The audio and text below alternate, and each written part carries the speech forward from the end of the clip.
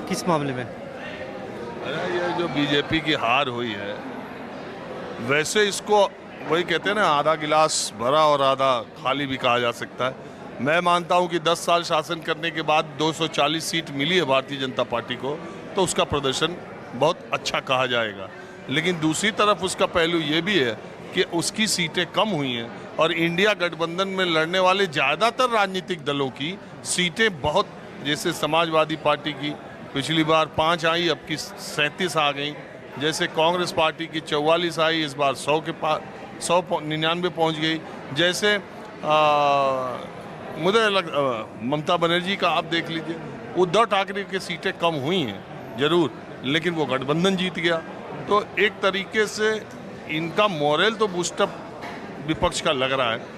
आपको लग रहा है कि संघ और बीजेपी के बीच में भी कुछ चुनाव के दौरान दूरियां दिखी थी? Yes yes. देखिए, सबसे पहली बात कि आपसी कला तो है, इसमें कोई शक नहीं है। बीजेपी के भीतर आपसी कला तो है? बिल्कुल है। और लगता है? हाँ बिल्कुल दिखता है। और उसी आपसी कलह के कारण जो है ना, थोड़ी सी ये चोट पहुंची है।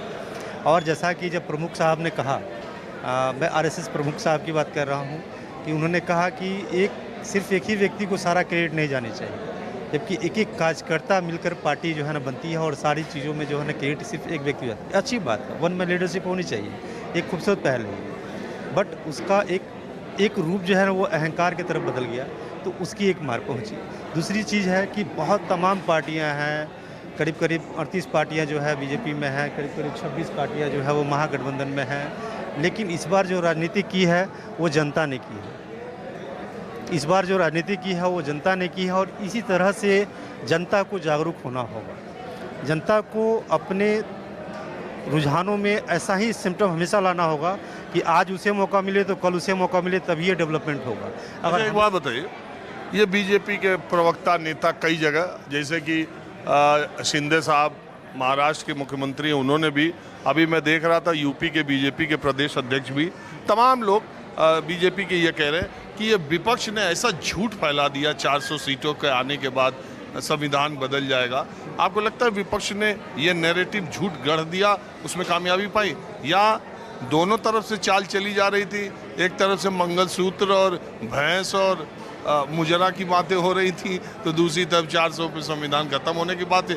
किसका दांव चल गया? देखिए, ये यहाँ पे हम यही कहना चाहेंगे कि झूठ का कारोबार तो खैर वो कहने की बात नहीं है। एक एक व्यक्ति जान रहा है, एक एक मजदूर जान रहा है कि उसके हिस्से में क्या कहा जाता है, उसके हिस्से में क्या मिलता है। चाहे आप किसी नॉर्मल से मजदूर की बात कर लीजिए, या किसी कर्मचारी की बात कर लीजिए, या किसी, जो वादे किए जाते हैं वो वादे पूरे नहीं होते हैं, इसमें कोई शक नहीं है। हाँ, और 100% जो है ना वादे जो है ना कोई पार्टी नहीं कर पाएगी, क्योंकि हमारे देश की आबादी उस लेवल की है। तो ये जो झूठ के जो वादे हैं जो है, ये 10 वर्ष पुराना है, ये कोई नया नहीं है। और आज ठीक है, आज अगर मान लीजिए सामने वाली पार्टी ने की है, तो वो उसको झूठ का झूठ कैसे कहा जा सकता है? जैसे वो भी पार्टी में नहीं है, वो सत्ता में नहीं आई है। अगर सत्ता में आने के बाद जो अगर वो अपने वादे पूरे नहीं करती है, तब कहा जा सकता है कि उसने झूठ का प्रचार किया और सारी चीज़ें। नहीं, ये 400 सीट पर संविधान बदल देंगे? नहीं, ये तो देखिए, ये तो कहीं ना कहीं अंदरूनी कुछ माहौल था। जब तक आग नहीं लगती, धुआं नहीं उठता। अगर बात इतनी अगर हो गई चारों तरफ, लोग ये कहने लगे, अभी मैं सड़कों पर, लोग ये कहने लगे, अरे भाई दूसरी बार जीते तो इन्होंने संसद बदल दी, इन्होंने तमाम नई चीज़ें कर दी, तो तीसरी बार जीते तो संविधान बदल देते। तो ये तो एक डर पैदा करना है। नहीं, ऐसा कुछ नहीं है, डर की बात नहीं है। और इसमें डरने की बस यहाँ यही है कि आपस में लड़ाया नहीं जा रहा है, बट दिखाया जा रहा है कि आपको खतरा है। यहाँ पे हिंदू और मुसलमान करके, हिंदू और मुसलमान में तो नहीं लड़ाए, बट आपस में हिंदू और हिंदुओं को तो लड़ा दिए, इसमें कोई शक नहीं है। ठीक है, इसमें कोई शक नहीं है। वो संविधान वाली बिल्कुल। तो ये जो चीज़ें हैं, यह 16 आने सत्य है कि आप हिंदू मुसलमान करते करते हिंदू मुसलमान को तो नहीं लड़ा पाए, इसकी भाईचारा को नहीं आप खराब कर पाए, लेकिन हिंदू से हिंदू को लड़ा रहे हैं, इसमें कोई शक नहीं है। और कौन लड़ा रहा है? बिल्कुल, जो सत्ताधारी हैं वो तो खैर अपने जो चीज़ें हैं वो कर ही रहे हैं। बहुत ही प्रख्यात कानूनी